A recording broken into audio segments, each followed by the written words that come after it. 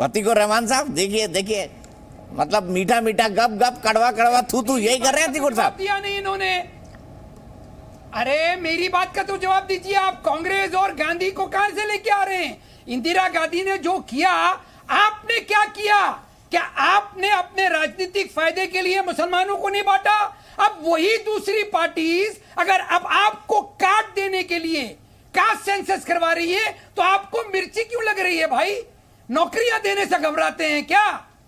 उनका हक देने से घबराते हैं? अच्छा, क्या? वो मुसलमानों को बांटेंगे तो आपको नहीं चलेगा, हिंदू बढ़ जाएंगे आपको चल जाएगा। गजब है अतीकुर रहमान साहब। मतलब मैं तो संगीत रागी जी की विचारधारा का भी दोगलापन मानता हूँ, आपकी विचारधारा का भी दोगलापन मानता हूँ ये। अच्छा ठीक है, ठीक है। 100 मुसलमानों के लिंचिंग में से कितने पसमानदा थे बताइए? कितने ऊंची जाति, कितने अशराफ थे? 100 पसमानदा मुसलमानों को राम नाम के नाम पर इन्होंने बलि चढ़ाया। क्या वो पसमानदा नहीं थे? एक ही रिकॉर्ड हर बात पे बजाते हैं अतीकुर साहब, 100 को एक ही रिकॉर्ड बजाते हैं। अरे मुसलमान बटे तो गलत, हिंदू बटे तो सही, ये आपकी स्ट्रेटेजी हो गई, ये आपका सेक्युलरिज्म हो गया। नहीं, आरएसएस ने तो शाहरुख खान का रिकॉर्ड बजाया है ना, हमारे रिकॉर्ड से प्रॉब्लम है आपको। तो आप लोग भी ना ओसामा का ही रिकॉर्ड बजाते हैं, आरएसएस का है। ढके झुकते शब्दों में सर तन से जुदा वालों का ही रिकॉर्ड बढ़ाते हैं। बस बोल देते नहीं, आज के लिए मुझे आपत्ति है, आज के लिए। मुझे याद है दिल्ली दंगों में मैं आपसे बात कर रहा था, मैंने आपसे पूछा था क्या आज शांति की अपील होनी चाहिए, क्या आज शाहीन बाग खत्म होना चाहिए? आप बोले हाँ बिल्कुल होना चाहिए, दंगा हो गया। लेकिन बाद में क्या किया आप लोगों ने? जातिवाद को वो खत्म करेंगे क्या? संगीत रागी जी युवाओं का साथ देंगे? हम गला घोटेंगे जातिवाद का? आप बताइए कि आप हामी भरते हैं या ठीक नहीं है, भरते? ठीक है, ठीक है। संगीत रागी जी जवाब तैयार रखिएगा। अशोक भारती जी, मैं आपसे भी पूछूंगा कि भाई अंबेडकर जी तो 1951 की पहली कैबिनेट में कहा था हमको जातिगत जनगणना चाहिए ही नहीं, तो अब आप अंबेडकरवादी क्यों बोल रहे हैं? शमूम काश्मीर जी, क्या होता है पसमंदा मुसलमान, समझाइए ना। ये अतीकुर रहमान साहब मुसलमानों के बंटने पर चिंतित है, लेकिन हिंदू एक हो जाए वो नहीं चाहते अतीकुर रहमान साहब, क्योंकि तब आपका पॉलिटिकल नैरेटिव नहीं चलता, तब आपकी दादागिरी नहीं चलती वोट बैंक की। मुफ्ती साहब। हाँ दीपक जी, मैं आपको बहुत विनम्रता से ये बात कहना चाहता हूँ कि देश जब आजाद हुआ तो हमारे देश के सारे लोगों ने और खासतौर से मुसलमानों के सरकर्दा लीडर्स ने ये कहा था कि हम दो कौमें अलग नहीं हैं, हम एक हैं। और मैं कहना चाहता हूँ कि आज 76 साल के बाद जो 9 साल का एक कार्यकाल एक ऐसे प्रधानमंत्री का कि जिसने जात पात से ऊपर उठ के काम किया, कहीं कोई भेदभाव नहीं किया, उनकी सरकारों में कहीं भी कोई भेदभाव नहीं है।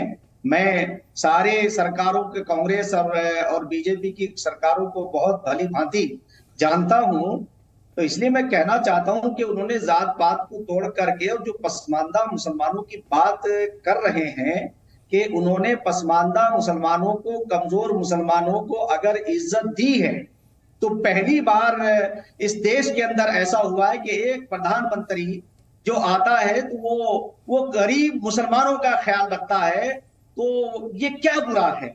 और जो जाति जनगणना की बात लोग करते हैं, ये पॉलिटिकल लोग हैं। 10 साल के लिए हमारा जो रिजर्वेशन हमने तय किया था, तो मैं जानना चाहता हूं कि 60 साल के अंदर क्या हम बराबरी नहीं ला सकते थे?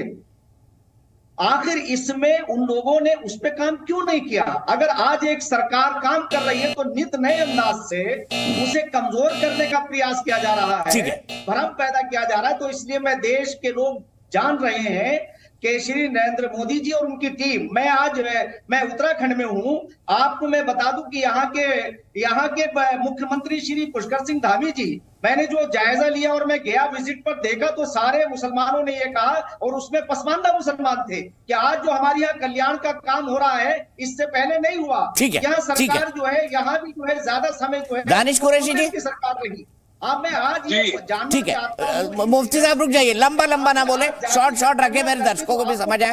दानिश जी मुझे बताइए, ये जातिगत जनगणना हुई है, मुसलमानों के अंदर भी जातिगत जनगणना हो जाए, मालूम पड़े कि जो अशराफ हैं या अंसारी हैं वो कहां पर है?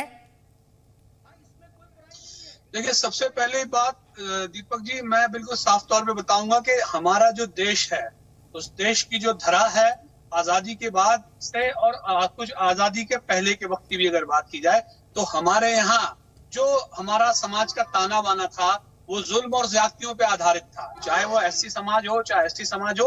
और रिजर्वेशन का जो सिस्टम आया उसका सबसे बड़ा आधार जो था वो इसीलिए था कि एक वर्ग को उच्च और एक वर्ग को अलग तरीके का ट्रीटमेंट जो दिया गया, इसके लिए। अब सवाल ये है कि जब आप डेमोक्रेसी में बात करते हैं दीपक भाई, तो आपको ये समझना पड़ेगा। मैं आपसे ये पूछ रहा हूं कि प्रधानमंत्री मोदी जी अगर बात कह रहे हैं कि भाई सबको इक्वालिटी की बात अगर वो करते हैं, तो मैं ये कह रहा हूं कि अगर मेरा मेरिट जो है, मेरा हक जो है वो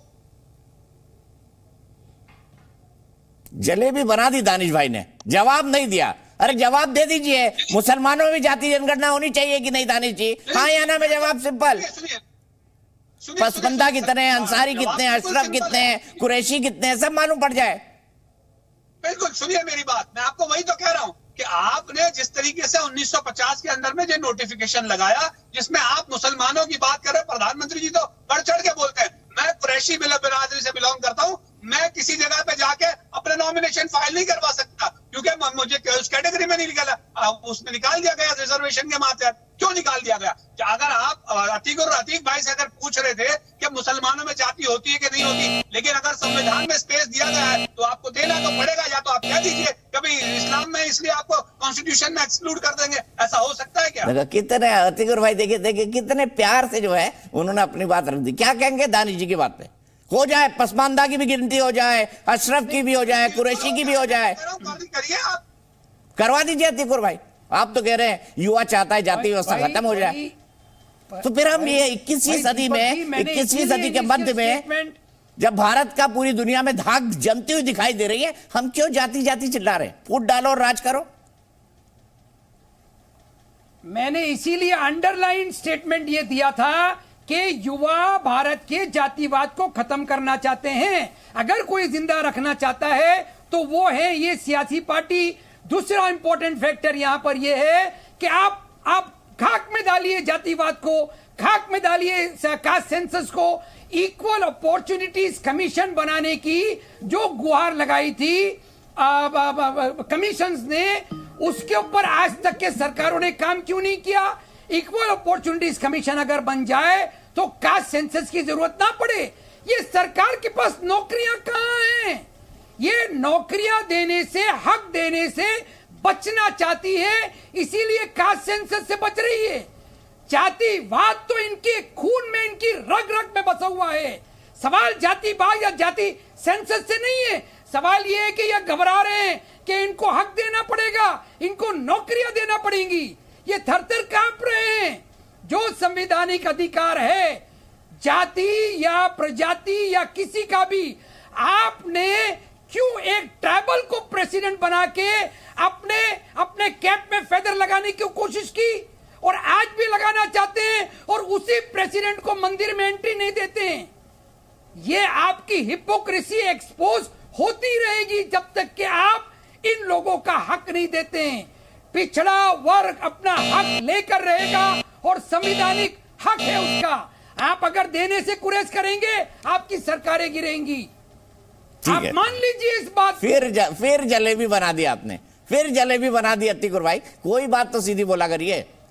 वैसे आप कौन से सब्जेक्ट पढ़ाते हैं अतीकुर भाई? मैं पॉलिटिकल साइंस पढ़ाता हूं। और जलेबी खाने से आपको परहेज क्यों है भाई? अगर जलेबी नहीं खाना चाहते हैं तो बेसन के लड्डू भेज दूंगा आपके लिए, लेकिन मुझे जलेबी पसंद है। मैं तो जलेबी बनाऊंगा भी और खाऊंगा भी। जिसको ज्यादा जलेबी पसंद होती है ना, उसकी नियत इमरती जैसी हो जाती है, ज्यादा घूम जाती हो फिर। हाँ तो ठीक है, नहीं तो इमरती देवी को बुला लीजिए, वो बता देंगी आपको। कास्ट सेंसस पे बात हो रही है ना। ठीक है, ठीक। जी न्यूज़।